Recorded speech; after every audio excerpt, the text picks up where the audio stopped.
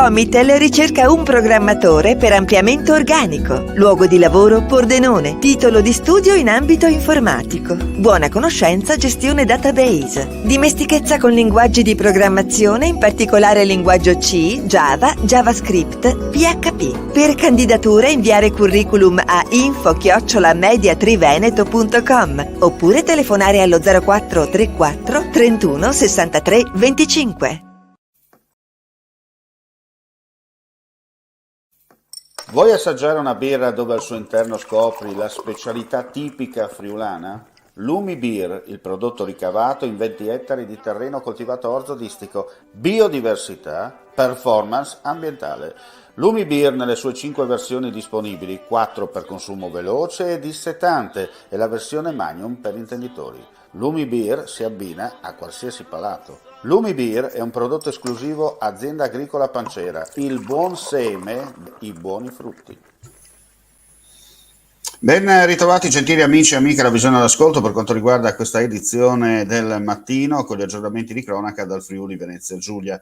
Il Corpo Forestale Regionale, attraverso il personale del Nucleo Operativo per l'attività di vigilanza ambientale e della Stazione Forestale di Coseano, ha avviato in giugno decine di accertamenti e controlli sul corretto utilizzo dei fitofarmaci in agricoltura che hanno interessato parte del territorio della ex provincia di Udine. L'utilizzo di questi è disciplinato dal decreto legislativo del 14 agosto 2012, numero 50, in attuazione della direttiva 2009/128 CE, che istituisce un quadro per l'azione comunitaria ai fini dell'utilizzo sostenibile per i pesticidi. Un agricoltore è stato fermato perché non in possesso di tali certificazioni e sanzionato con 50.000 euro di multa. 2 automobili, per cause in corso di accertamento, si sono scontrate frontalmente lungo la strada regionale 464 a Martignacco. Il sinistro si è verificato poco prima delle 7 di oggi. Una delle 2 autovetture, in seguito all'urto, si è ribaltata su un lato. Una persona è rimasta incastrata all'interno dell'abitacolo. Sul posto è giunto il personale sanitario del 118, i vigili del fuoco per la messa in sicurezza e le forze dell'ordine per i rilievi. Trasferito all'ospedale di Udine, non sarebbe in pericolo di vita.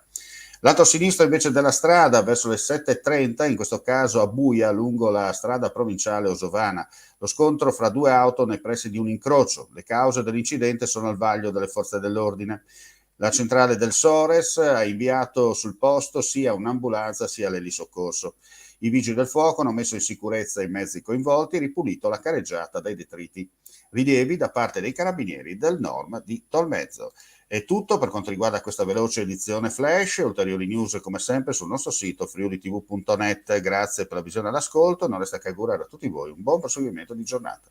Comitel ricerca un programmatore per ampliamento organico. Luogo di lavoro Pordenone. Titolo di studio in ambito informatico. Buona conoscenza gestione database. Dimestichezza con linguaggi di programmazione, in particolare linguaggio C, Java, JavaScript, PHP. Per candidature inviare curriculum a info@mediatriveneto.com oppure telefonare allo 0434 31 63 25.